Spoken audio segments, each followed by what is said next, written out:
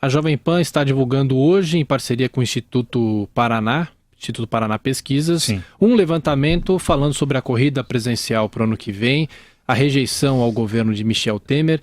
E, claro, essa pesquisa estará no site da Jovem Pan em instantes, mas esses números chamam a atenção porque o ex-presidente Lula aparece praticamente em primeiro em todo o cenário que o Instituto Paraná Pesquisa faz, claro, com a pesquisa estimulada, em que o nome dele é fornecido para o entrevistado, mas é isso que chama atenção nessa pesquisa, professor Vila. Eu acho que aparentemente, porque na essência é a rejeição ao Lula. Quase 2/3, né? É inacreditável. O Lula é um fenômeno que lembra um pouco o Paulo Maluf em certo momento da sua história política, quando ele vencia uma eleição no primeiro turno e perdia uma eleição no segundo turno facilmente. Tanto que a disputa no primeiro turno era pelo segundo lugar, porque quem fosse no segundo lugar para o segundo turno venceria facilmente o Maluf. Isso repetiu diversas vezes aqui em São Paulo, até ele mudar o seu perfil político, como é sabido, e depois hoje é um político fracassado e tal. A pesquisa é interessante que mostra, porque há uma leitura nessas pesquisas muito primária. Qual?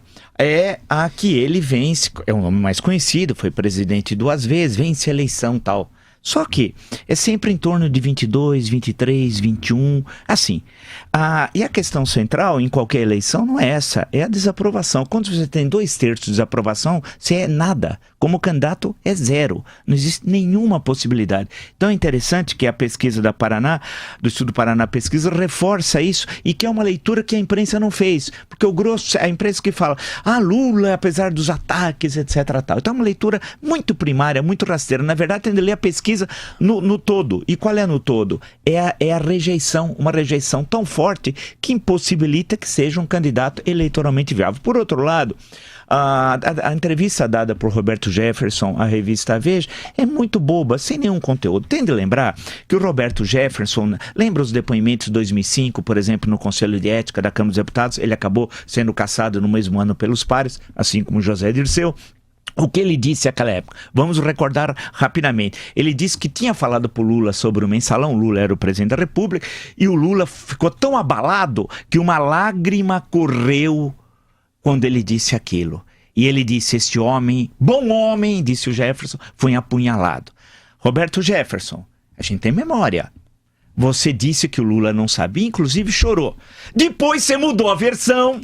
Quando você estava na ação penal 470, acabou sendo sentenciado, e lá o seu advogado no final veio com uma outra história, já tentando dizer que o Lula sabia. Então, e a sua análise de conjuntura está totalmente equivocada. Dizer que Lula ser preso vai favorecê-lo. A questão da prisão do Lula, de ser, entre aspas, perseguido político, o senhor teria que entender. Se a justiça está atrás do Lula, não é que quer transformá-lo em perseguido político. Ele cometeu crimes, ele já é pentarréu, senhor Roberto Jefferson. Vai ser hexa e vai continuar sua longa carreira de títulos com várias estrelas como réu, para depois finalmente ter um uniforme de presidiário, como todo brasileiro de bem deseja. Prisão em regime fechado, tal. Era essa a história. Então, achar que a condenação vai favorecer coisa alguma. A justiça está indo atrás. Ele esse ano vai ser condenado, provavelmente em 2 instâncias, na primeira e na segunda, e isso vai, e essa questão vai estar resolvida. Então, a entrevista do senhor Romano, e dizer que foi usado métodos, o senhor mostre quais são os métodos. Quais são que foram usados por um impeachment que o senhor considera ilegítimos? O senhor tinha de citar um. É bom lembrar que o senhor falou dos 4 milhões que o senhor recebeu naquela época de dinheiro e tal, que o senhor matou no peito, a expressão que o senhor usou, e nunca disse para quem distribuiu. Será que distribuiu ou ficou com o senhor? Isso nunca foi esclarecido porque o senhor não disse a quem entregou. Então, o senhor Roberto Jefferson, devagar, né? O senhor está falando, não se coaduna à realidade. O senhor sabe muito bem, a sua versão muda conforme a temporada, conforme o ano, conforme o dia. E retornando à questão da Paraná Pesquisas, ali está a chave da leitura, é a rejeição. Ela é tão alta. E por que ela é tão alta? E isso é o cerne da questão. Porque o povo entendeu que o Lula é corrupto. O povo entendeu que é um cafajeste. O povo entendeu que o Lula é ladrão. É o chefe do petrolão. A mensagem está... Porque o PT quer dar a ideia de que o povo, ao lembrar do Lula, quer lembrar dos bons tempos. Que bons tempos? Bons tempos do petrolão?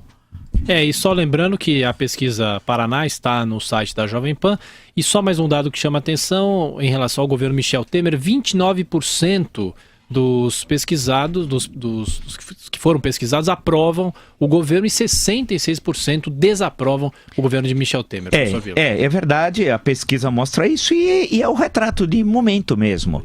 O governo, de um lado, ele comete muitos equívocos na administração da política, vide o caso dos ministros, a dificuldade de nomeá-los, a saída de Alexandre Moraes foi um exemplo, poderia ter nomeado rapidamente o Osmar Serralho sem se desgastar politicamente, como acabou se desgastando. Agora, em relação a Eliseu Padilha, pode garantir que vai ficar essa novela, e vamos ver em relação às relações exteriores, porque tem de ser um nome. Sérgio Amaral é um excelente nome, os outros são políticos que não conhecem o Itamaraty. Sérgio Amaral já foi secretário-geral do Itamaraty, tem uma longa carreira, então o governo se desgasta desnecessariamente e isso acaba enfraquecendo o governo. Essa que é a grande questão. Por outro lado, não consegue vender o peixe nos seus acertos. Não consegue. A política de comunicação do governo é péssima.